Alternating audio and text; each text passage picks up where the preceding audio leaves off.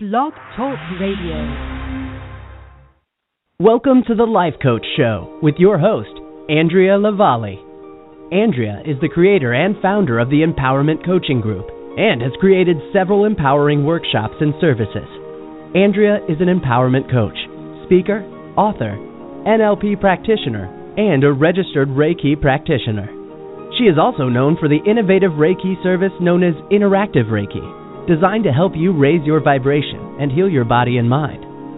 To learn more about Andrea, her coaching, and her services, you can visit her website at www.theempowermentcoachinggroup.com. And now, ladies and gentlemen, please welcome your host of the Life Coach Show, Miss Andrea Lavallee. Hello, everyone out there, and welcome to another exciting episode of the Life Coach Show. My name is Andrea Lavallee, and this is the Life Coach Show, a show about bringing you coaches and empowering you. And that's always been something that I enjoy doing, and I'm so excited to have discovered radio because it gives me the platform, it gives me the opportunity to do just that, to bring amazing guests and coaches to your listening ears. And I'm saying this because it's been about a year ago I started the Life Coach Show. I can't believe it, but a year ago I started this, and I love it still. I love it. I don't see me, leaving this type of platform because I love bringing you wonderful guests just like the one we have on today. But before I introduce the guests, I just want to share a little message with you. I do have a book coming out very, very soon, within the next few months. And, some of the things, writing a book makes you think. And I'm working on my chapter in the book, and, one of the things that came up was, what do I stand for? And I really had to think about that because, I like all things wonderful. I like all things great. I like all things that, people being treated fairly, and I like that people are being, what's the word I'm looking for? I love it when we take responsibility for our actions. But is that all I stand for? And I really had to think about that as I was working on my chapter, because this is a book about 30 stories, and one of the stories is my own. So I'm still looking for individuals who would like to share their stories. And then I thought, what I stand for is educating, people. And one of the reasons I have the show is I have that opportunity to educate people.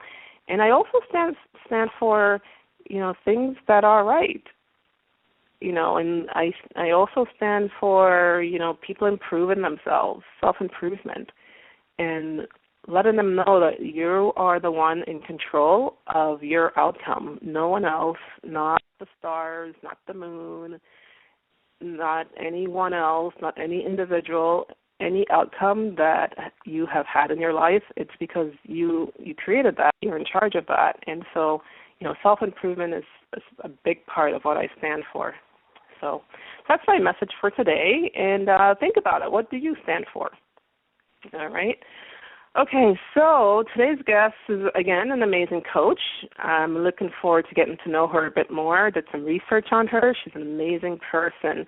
Veronica's purpose in life has been to inspire, motivate, and provide empowered solutions to individuals and organizations, helping them find creative solutions to transform their circumstances. As a life relationship coach, speaker, workshop facilitator, she has provided workshops, seminars, lunch and learns, speeches, and coaching, specializing in the areas of motivation, personal growth, stress management, and overall health and wellness. Veronica says that her own personal experiences in managing her own life stressors have led her to have a better empathy and understanding of the struggles women experience daily.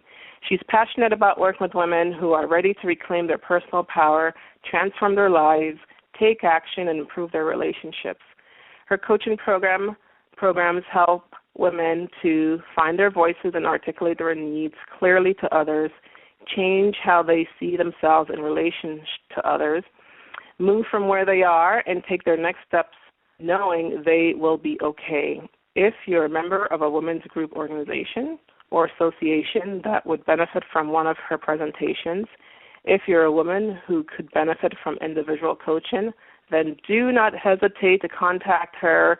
My good friend, Veronica Hislop. Welcome to the show, Veronica.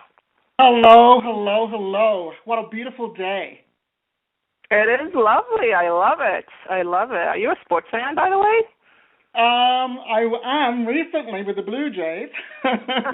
Me too. We're like, yeah, as of yesterday, I became a sports fan.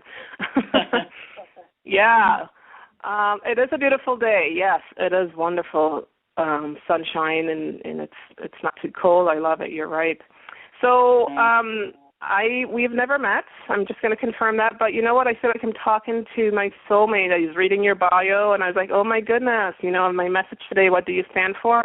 It's like these are the things that I stand for, too. So it's like we have a lot in common here. Great. Yeah. So tell us, why stress to blessed? What are the lessons we need to learn from the mess? I love that. Well, I think we all experience stress in our lives. So what do we mean by stress? Well, it's our ability to manage our situation or whatever circumstance that we're in, but we feel overwhelmed and we just don't think that we can cope with the situation, and we act as if we're under a real threat, spiritually, emotionally, physically. We're feeling threatened and just not able to cope. And I think that's something that everybody has experienced at some point in time. And I think it's so easy for us to react to, and it's usually something on the outside that's happening. But we react to it and we become so immobilized and stuck in it, not realizing that, if we took a step back and just kind of went inside of ourselves for a little bit and think, what is the universe sending this experience for us to deal with? Is there something that I need to address on another level? And it sounds ridiculous to say that when you're in a crisis and you're feeling stressed, but I think one of the most important things that you can do is just stop and breathe. Just breathe and just take the time to quiet that mind, because it's only when you quiet that mind that you can really tune into what opportunities or possibilities that might be available to us. But you can't do it if you're stuck and frozen or if you're just doing. You've got to come to a place of quietness. And then you can know, okay, maybe, I can get some help. Maybe I need to prioritize my own needs. Maybe I just need to go for a walk and get out in nature, and maybe after I do that, I might come back to the situation in a different space. But if we just keep going and just don't stop, we're going to miss the opportunities that can help us to cope. Because oftentimes we can't do very much about the situation or the circumstance. If somebody's died, they've died. We can't change that. But what we can change is our attitude and how we cope and how we deal with it. So, yeah, we're stressed, but there are lessons that we can learn from that stress. It doesn't have to be a continuous mess. But unless you stop and take the time to examine and do some get into yourself and breathe, the answers are not going to come to you. Right. Yeah, and I've noticed that for sure in my own life, that, it's those times when I stop that the answers do come. And even, and I don't care how busy anybody is. You could be a mother with 9 kids and you got to work full time. I get that, but you can give yourself 20 minutes a day, even if it's in the bathroom. You can give yourself 20 minutes to do whatever you need to do to connect to that other part of yourself that you need to connect to. If you do it first thing in the morning, or you do it last thing at night, or you do it, but you can give yourself 20 minutes, and sometimes that's all you need. Yes, self-care, right? Self-care. Yeah, absolutely. Yeah. And so you say that. Go ahead. Go ahead. Yes, I was going to say, you say that managing your own life stressors led you to have a better understanding of the issues impacting on women. Can you tell us a bit about that? Yeah, well, a few years ago, I woke up one night finding myself in the middle of a bit of a midlife crisis. A job that I loved to do and I was compassionate about was totally destroying me. I was working 8 hours a day, and 6 to 7 of those hours I was seeing back-to-back clients. Traumatized clients, depressed clients, suicidal clients. And there were days when I couldn't even orchestrate myself to get to the bathroom. And I was working, I was commuting 2.5 hours a day, and I was having some health issues, and my health was actually becoming quite seriously compromised. And I had just lost my way, and then, and of course the universe piled things on. I also became a caregiver at that time to mentally impaired and physically disabled people. One was my brother, who had had a heart attack and a stroke and had come to live with me, and the other was my mother, who was an 84-year-old woman who was having early signs of dementia. So, talk about, whoa, when the universe wants to send you stuff, it'll send it to you. And, I'd lost my way, and I was just totally overwhelmed, totally overburdened, and totally over. You're spinning out of control, it seems. Out of control. I was just treading water and trying to stay on top of things, really. And I come at this. I'm a 15 years of experience as a family therapist and a counselor. But it was this particular set of circumstances that really brought it home to me and really helped me to understand, and really empathize with the struggles that women experience daily. I really understand what it is to be in a situation where you are so over-focused and really immersed in the needs of other people that you lose sight of what's important to yourself. I get that. And I really understand what it is that, you're over-functional, and that your relationships, your personal relationships, your personal life becomes really skewed. I get that. And, so that is really why I'm so passionate about working with women and who are ready to really transform their lives and improve their relationships. Because I've actually experienced it and know what it's like firsthand when you lose focus and direction and lose your sense of purpose. And you gotta listen to yourself in order to claw your way and find your way back. Yeah. Yeah, and as women, we tend to do that. We tend to try to manage it all, try to stay afloat, and we forget about ourselves, and we get eventually get very stressed because it's almost impossible to manage all the things we try to manage, and then added situations like, a parent or family member that you have to care for instance, just makes it even harder, but we try to do it all until we just can't do it anymore. Well, and that's where when you start to listen to yourself, because that midlife crisis was really my subconscious mind knocking at the door, and I call my subconscious mind my best friend. I call her SEM.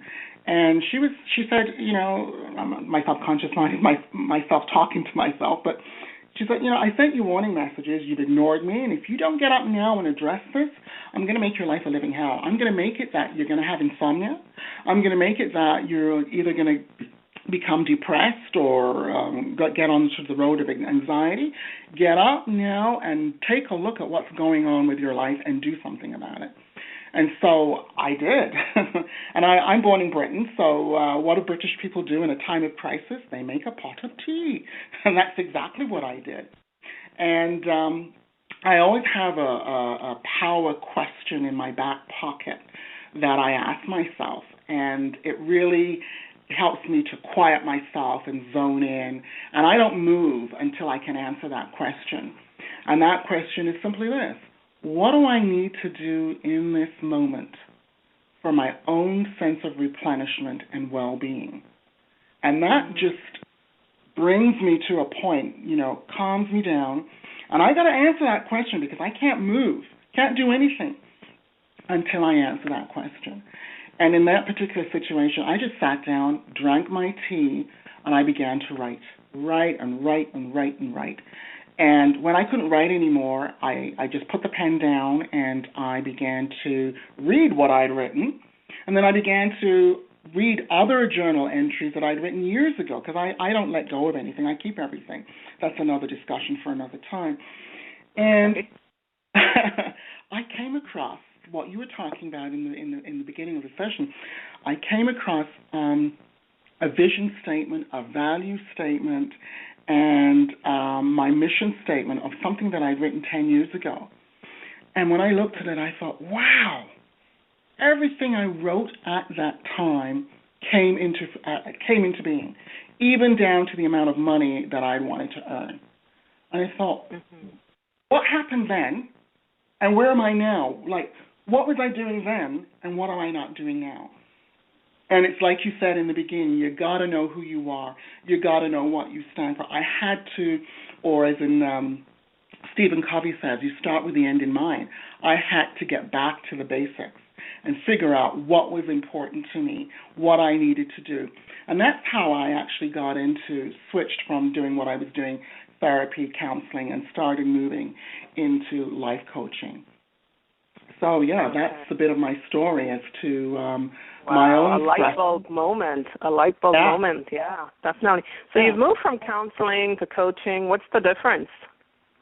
Well, there are quite a few differences. I'll just touch on a few of them.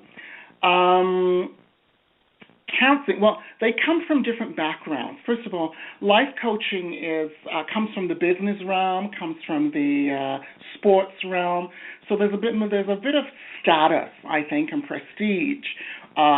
People say, "Oh yeah, well, my coach, I did this with my coach. I'm working with a coach." There's a bit of status, I think, with coaching.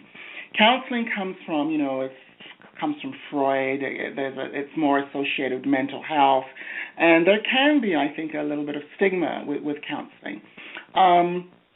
But counseling, you're really working on developing emotional awareness, healing, improving in your relationships with yourself and relationships with others. So you're dealing with things like depression, anxiety, addictions, loss, grief, relationship breakdowns, parenting, couple, managing your marital relationships.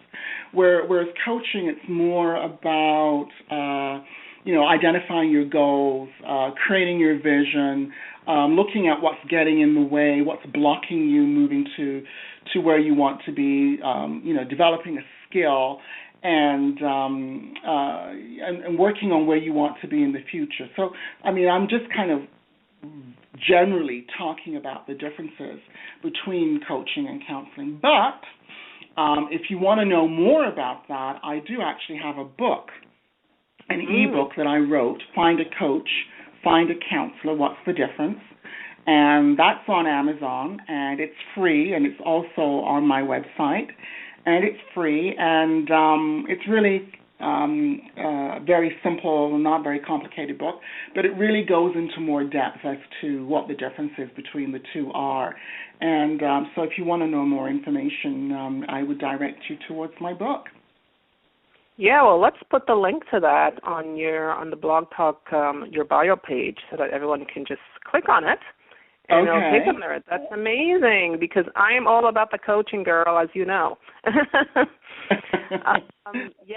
When I was younger, and my sister and I remember, and I think of us often, we wanted to become clinical psychologists. I was really into my undergrad is in psychology. I always wanted to go into psychology, into clinical work. But I kind of feel that, now that I'm listening to you and the coach and the counselor and the goal setting, I'm like, that sounds more like what I really wanted to do, is help people reach their goal, not to really have them relive over and over. With counseling, which is typically what it does, it kind of holds you back. It doesn't really propel you into positivity as coaching would. So that's amazing. No, I wouldn't say that. I would just say that There is a difference. I think it's not so. Some people can come to counseling because they just want to talk about their issue. They don't necessarily want to change it. I mean, I get that, but counseling can help you to, and does help you to move forward. It's just it's more dealing with things on a much more emotional level. That's really the difference. I mean, and coaching is more about your future and a skill and so they're both positive in their own way, but they're just different approaches. I'm not going to drop one at the expense of the other. They both do different things, and they're both very. We could all benefit from both. Absolutely. Yeah. Okay. Now I've heard people say that counseling tend to or you don't move towards your goal as quickly, I guess, is one of the differences. Well, you can. I mean, if you're like Woody Allen, you can see your psychotherapist for years and sit and stare at your navel, and it depends on what people want to use it for. Some people want to sit and relive their childhood. Mommy didn't breastfeed me, and because I wasn't breastfed, some people want to do that, and some people have the means and the money to do that, and if that's what they want to do, and they'll get something from it, that's fine. But coaching, I think, is a little bit more move you quickly. I mean, I don't think people want to spend thousands and thousands of dollars. They want to get in, do something quickly, move from A to B, and if they're at point B and they're happy with where they are, then that's fine. And if they want to come back to a coach a year or so down the road, they can do that as well. So, there's flexibility in both. It's what you need at the time, really. Yeah. Okay. Yeah, and your mindset as well, I would think. Yeah. So what makes your coaching program unique and different? Well, what I bring to the table is an ability to, I think, go as shallow or as deep as people want to go in terms of their struggles. And I hold the space for people to explore, I think, what's getting in the way for them. And I'll give you an example. I had a client, and her name's Debbie. That's not her real name, but we'll call her Debbie. And she had come to see me. She was married, had kids, and she just recently had to have an abortion because one of the child that she was carrying had some medical issues, and they found that through the amniocentesis. And so they had advised her or put it on the table that, this child was going to be born severely disabled. So she and her husband had made that decision that, it was better for them to have that abortion. And she was really traumatized by it. She'd done the grief work, but when she came to me, she was lost. Didn't know, where she was going or what path she was on or what she wanted for herself. And so we started to do some of the work, what's your purpose, what's your passion. We started to do, some work-life balance kinds of things, the stress things. We started to do some of that. And the third session, she brought her husband to the session. And I thought, oh, interesting. And usually when people bring their husbands, women bring their husbands, they want me to tell them what they need to be doing. That's why they bring them, but I just don't go there. So she brought him to the session and proceeded to talk and not allow him to have any kind of a voice in the session whatsoever. And so she's talking, work-life balance, women need to have their life in balance, and stress, and women need to be stressed, and and then she says, and it's so important because I exist too. And then she went on and started talking about work-life balance and stress. And I said, wait a minute, what did you just say? She said, well, women in stress and how it's important for women to manage this. I said, no. What did you say before that? She said, well, work-life balance, how women need to have their life. I said, no. What did you say in between that? She said, I don't know. And her husband, a darling, sweet, dear man, he's a keeper, leaned over, took her hand and put it in his and said, honey, what you said was, I exist too. And I nodded and I said, yeah. Can you say that again? And she gulped in the air, and she just whispered, "I exist too." And I said to her, "Can you say that again and convince me that you actually mean it?" And it took her a while, and as she was thinking about it, you could just see her eyes welling up and the tears coming out, and these big blobs of teardrops just kind of rolled down her face and plopped on the table. And she said it, "I exist too." And we began to really process that. All I did was to take her from her head to embrace and connect with a simple concept on a deeper level, so that she experienced it differently and she was able to connect to her wiser self and embrace that concept on a different level and have a real meaningful conversation of what it meant for her to exist, for her to acknowledge that she actually existed in this family. It wasn't just about everybody else, but she had a place and she had needs, and that she had to find a place to get those needs met in her family. And that's what I do. I hold the space for individuals to go as shallow or as deep as they want to go in terms of dealing with their struggles. And I think that's what makes me a little bit different and unique. I think all coaches probably do that to some extent, but I do have the trauma background. I do have the family therapy background. So I hold that space and help and can contain people. I do work with men. Sometimes men come to see me, and they're coming, and you can see they've got some baggage there. And they want to talk about it, and maybe they talk about it to the wrong person, or they try to talk to their wife, and she doesn't want to hear what the issue is, or she has heard it and she doesn't want to deal with that part of them. And they circle around the issue, and then, we're coming to the end of the session or getting there, and then they put it out there that they were sexually abused when they were younger. And they've never said that or told anybody that, and it comes out, and they fall apart, and that's okay. I see men cry all the time. It's not a big deal. I mean, it is a big deal for them, but and we just contain them, and I just say, okay, now that you said this, what do you want to do about it? How do you want to move? How do you want to, do you want to sit with that story, or do you want to rewrite this story? What do you want to do with this issue? And sometimes they just need to say it.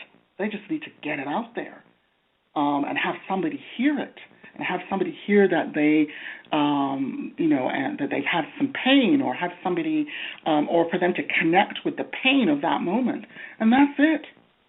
So, I can help people. What makes me different is really I can go as shallow or as deep as people want to go in terms of their struggles. And when you go deep, you embrace that struggle on a different level. It's like an aha moment, and there's a shift. Mm-hmm. So that's what I do. That's what makes me different. Wow, amazing, Veronica. I'm blown away by the type of work that you do. Because you have a little bit of the best of both worlds. You have the coaching and you have the counseling, and then that really just add a lot of intensity to what you do, which is amazing. When people come, and I've seen this so many times, they come and they're in a depressed situation, or they're feeling anxious, or they're lost, and I don't, it all comes from them. I don't do very much. I mean, there are women that come, and it's like there's a wall. And some women can see that there's something beyond the wall. Some women will stay and they will stare at the wall. And some women know that they can climb the wall, they can go around the wall, they can bust through the wall. All I do is really kind of carve out a little door in that wall, and I can open it just a little bit. And for some women, you open that door a little bit, and they're gone. They take the ball, and they just bust through that wall, and they're gone. And I just love that. And some women, you have to kind of open the door a little bit wider and wider and wider. They can see that there's light. They can see that there's something on the other side, and they may slowly go through. And some women will stare at that wall and will not know that there's something on the other side, or they do know that there's something on the other side, but they cannot embrace leaving where they are on this side to get to that other side because, A, they feel that they're going to be alone, B, they feel that they won't know who they are when they're on that other side, and for whatever many reasons, they want to hold on to where they are and just stare at that wall. And so, right. But when I get a woman, it's like the song that R. Kelly sings, when a woman stands up, they ain't nothing you can do about it. And I just love women like that. When you just, and it all comes from them. It all comes from them. You just say something, and they come back and they say, well, you know what? It was when you said this, and I thought, did I say that? Or yeah, I said that, but I didn't mean for you to hear it that way. But they hear it, and they come back, and they tell me a story. I did this last week, and and you know what? I'm going to continue to do that. And, I just love, I'm just so inspired when I hear women's stories of taking that first step and moving from where they are to where they want to be. I just love it. I could tell. So what if, someone comes to see you and they need a little bit of hand-holding to get to that door, to get through that door. And, they want to get to that door, but they're afraid. But there's a huge desire on their part to get through that door. Do you do any kind of encouraging in your coaching and hand-holding? I mean, I get what you're saying about, you have them take the lead, which is wonderful. That's a big part of coaching. But, for those women who may need a little bit more support or hand-holding, do you provide that? Absolutely. And also resources. Coaching is one resource, one support, but we also look at, what resources do you have? For a lot of women, especially women that come from a culture or from a third world culture or another culture, changing who you are, because some cultures oppressiveness is a part of the culture. Oppression of women in some cultures is a part of some cultures. And for some women to stand up to that, it may mean that they lose their culture. Mm-hmm. And so, they may lose the essence of who they are because mother and father, community is saying, well, you're responsible for holding the family together. Your husband has left you. He hasn't been intimate with you for 10 years. Yes, he's left you, and he's found another one. But wait, he may come back. And meanwhile, you're dying on the inside, and he's not giving you any money for the children and so forth. And the message from the culture is, no. You wait. You hold things together. And so for some women, taking that leap and moving beyond that wall, they lose something very important. It may mean that they lose their culture, they have to engage in their culture in a different way. So yes, there is a lot of hand-holding. There is a lot of support that I provide to people, and what resources and who else can they bring into their support system that can help them to get through whatever difficult situation that they're in. So wonderful. Lots of support, lots of validation. It's not just about pushing people out there. No. It's done within a supportive way that respects where a person is coming from. Okay. I just love talking to you because, oh, man, you're just so enlightened and, you've seen it all and heard it all. So it's just so wonderful to have you on the show. Okay, so about 10 minutes to go. Why Empowered Solutions? Now, that's the name of your business. And it's not spelled empowered one word. I love the EM is separated by the powered. So EM-powered solutions. Yeah, tell us about that. And getting my website, so that's why I had to change it that way. But I think some of what you were saying in the beginning, knowing who you are and what you stand for and what's important to you. And I was my own guinea pig when I started doing this. When I started to revisit those questions, the two words that came up for me that stood out for me were empowered and solutions. Empowered meaning taking action on our own behalf to meet our needs rather than being acted upon, or being willing to take action and being willing to take a look, even if you're not willing to take action, but being willing to take a look at the paradigms that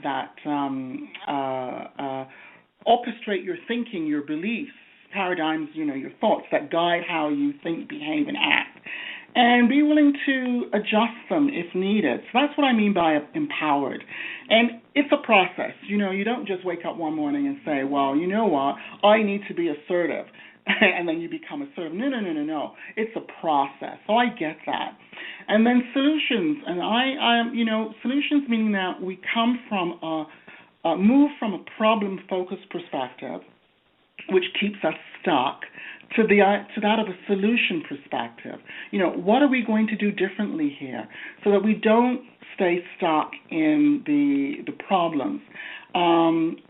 So that's where empowered solutions come from, and I think that was how I kind of functioned. I was very much a solution-focused therapist, but I also bring that now into my coaching.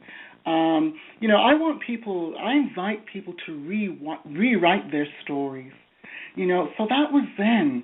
You can rewrite that ending to that story or create a new one. How do you want to be now? You don't have to allow that to define who you are now. So it's empowering people and looking at solutions so that you don't stay stuck in the problem. You don't stay being a victim. And the thing is, people need to know that, in order to move forward, you got to let go of the old story. You can't do both. That's what I love about what you do, because I'm all about empowerment as well and very solution-minded. So great combination, empowered solution. And let's talk a little bit about some of your workshops and your presentations that you provide. Well, I do a Stress to Blessed workshop, which I will be doing for the Center for Education in Brampton, end of November. And again, it's kind of looking at stress and how do we move from that stress piece into a more positive piece. How do we, what do we need to do to manage that? And that's a very interactive kind of workshop because, everybody has different ways of managing stress, and we can all build on what everybody brings to the table. So that's going to be very interactive. I do tame the bully. How do you tame the bully in your head, which is an inner critic, workshop. And I actually did this for the Ontario Correctional Institute, which really went over really, really well. So I do work with men too, and that's another workshop that I do. So how do you move from being an inner critic to being more of an inner coach? I do a Power Your Success workshop, which is, what are the various ways that we can maintain that positive energy and be on that successful path? And there are so many things that we can do to kind of keep us going towards our goals and towards where we want to be. And that's also another interactive workshop that I do. And I do presentations on these as well, not just workshops. I have an Anger in Me workshop that I do for the Catholic School Board. And, what part does anger play in your life and in your relationships? And I'm going to be doing that probably the end of October. I do that for the school board as a community education kind of class. And then I'm going to be doing a Navigate Your Compass program, your GPS, which is, again, about your values, your vision, your mission, and helping people to kind of figure that out and put some of that in perspective. And I'm going to be doing that in November for Toastmasters. They've got a conference, a fall conference coming up on the 14th of November. and so I'm going to be doing a workshop there as well. So, so those are the workshops that I do, and not only do I do them as workshops, I do presentations on them, speeches, keynotes on them as well. So, again, if you're an organization or association and you're looking for a speaker, call me, talk to me. I can put something together for you. Yeah. Wow, that's amazing. I'd love to come to one of your workshops. So tell us, for our Brampton listeners, you mentioned the one in Brampton. Do you have the date? That is going to be November the 25th, and it's at the Center for Education on Queen. I don't have the exact address. No, it's not the one on Queen. Yes, it is the one on Queen. What am I talking about? 262 Queen in Rutherford. Okay, yeah. That's on your website. Yeah, information, the times. Okay. That will be up there. I haven't actually put the flyer up, but it is a confirmed workshop that I've agreed to do for them. So that's up and that will be up and running. Yeah. Wonderful. Congratulations. Thank you. How can people contact you? So tell us your contact information, because you're someone that everyone should have in their back pocket in one way or another. I'm located at www.empoweredsolutions.ca. That's EMPOWERED-solutions.ca. I do have a blog, and my blog is vhislop@wordpress.com. I'm also, you can find me on LinkedIn. You can find me, I do have an Empowered Solutions page on Facebook as well. And my regular email is vhislop@simpatico.ca. Awesome. Okay, so we'll put all that on the Blog Talk information so you can go and easily access your website, email, as well as your ebook, which is awesome. And I do have a book coming out next year, just like yourself, called State of Play. I'm saying it because it's going to make me accountable to get it done. And I will have a webinar coming out the end of this year, which is Tame the Bully in Your Head. And again, I'm saying it because that will make me accountable to get it done. So you can all email me and say, Veronica, you said you were going to do that. How come it's not up yet? Tame that bully.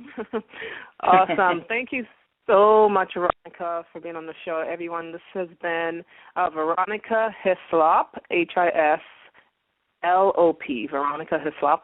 And we're going to look out for you because, oh, my goodness, you are a force to be reckoned with. You're amazing in the work you do and the workshops you facilitate. And we'll look out for the ebook and your book soon enough. Thank you so much. What a wonderful experience. I'd love to have you back on the show.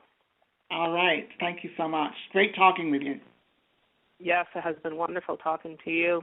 Okay, we'll definitely stay in touch. Have a great day. You too. Thank you. All right, that has been another amazing episode of the Life Coach Show, and that was Veronica Hislop, a wonderful woman that I've never met, but actually I'm looking forward to meeting her one day. So, like all the wonderful coaches that I do bring on the show, some I've met, some I've never met, and always looking forward to meeting you all one day. All right, my next show is, it's actually a big announcement because my next show will be my anniversary show. So I really want you guys to look out for that because it's going to be filled with wonderful things, freebies, prizes, celebrity guests, and other guests, as well as special announcements. So stay tuned for that. I'm really looking forward to it. This is Andrea Lavallee from The Life Coach Show. You can find me at the empowermentcoachinggroup.com. That's the empowermentcoachinggroup.com. Take care. Until next time, stay empowered. Bye-bye.